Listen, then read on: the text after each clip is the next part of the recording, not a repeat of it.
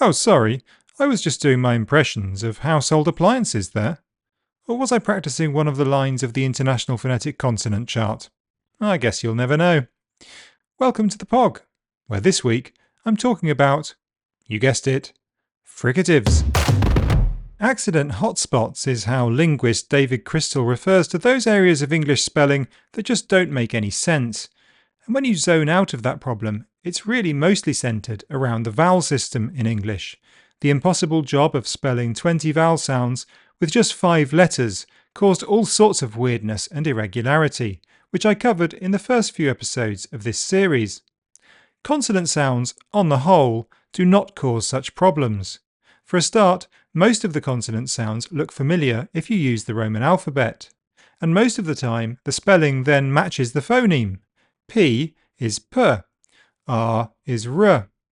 But there is one group of consonants that are difficult to pin down, in both their spellings and their pronunciations. Fricatives. These sounds are made by squeezing air through a closure, and they form the biggest group of English consonant sounds, a whopping 9 out of 24. That's 37.5% for those mathematicians among you. Maths or maths? We'll get onto that later. The full International Phonetic Chart also has more fricatives than any other group, something like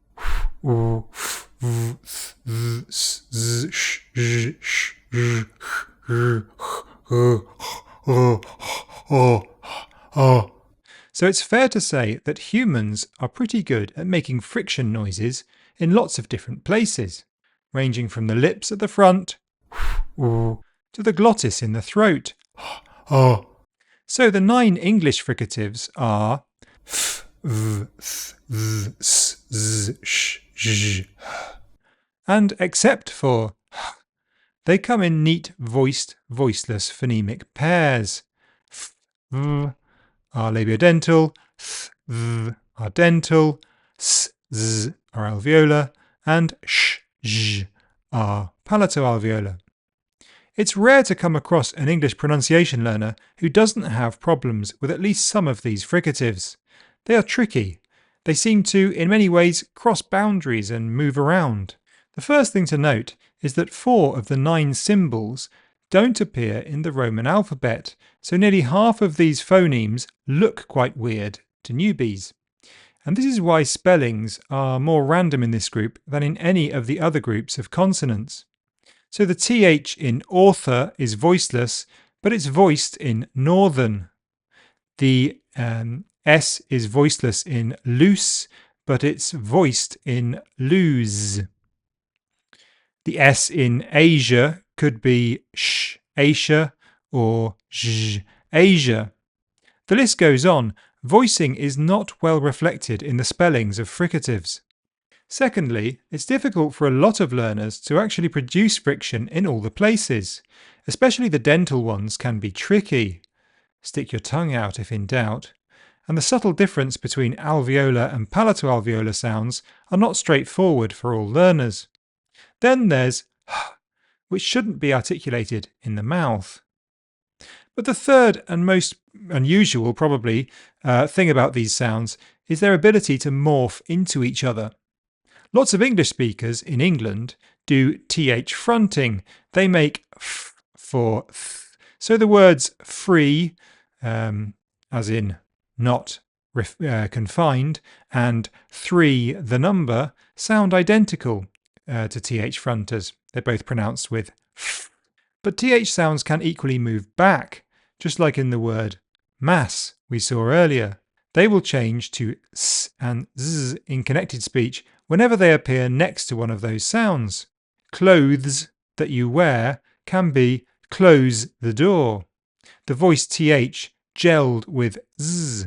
Further back, the alveolar z in was will become palatoalveolar zh in was she, to join onto the following palatoalveolar sound. So you get the idea. These sounds move around. Their voicing and their positions isn't quite fixed. So learning fricatives is actually about learning three different things: how to pronounce them, how to transcribe them with some unusual symbols, and how they join together. Yes, it's true that all consonants need focus in some of these areas, but fricatives generally need a lot of focus in all of these areas. Question. Question. Question. Iwa. This week I had a question from Omer, who asked, "Who voices that?" in response to a poll I put out on the word sandwiches or sandwiches. Normally, when I poll Pronunciation Studio's followers, the results clearly lean one way or another. But not on this one. The results were pretty even, with over 40% going for sandwiches and a slim majority going for sandwiches. Honestly, I think I say both, and probably several things in between voiced and voiceless versions. But one thing I can definitely report is that the plural of which is not widges. Anyway, that's all for this week.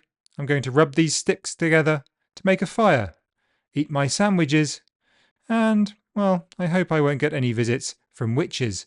You can get in touch with the POG via the socials, via the Pronunciation Studio website, or directly by email joseph.hudson@pronunciationstudio.com. Speak soon.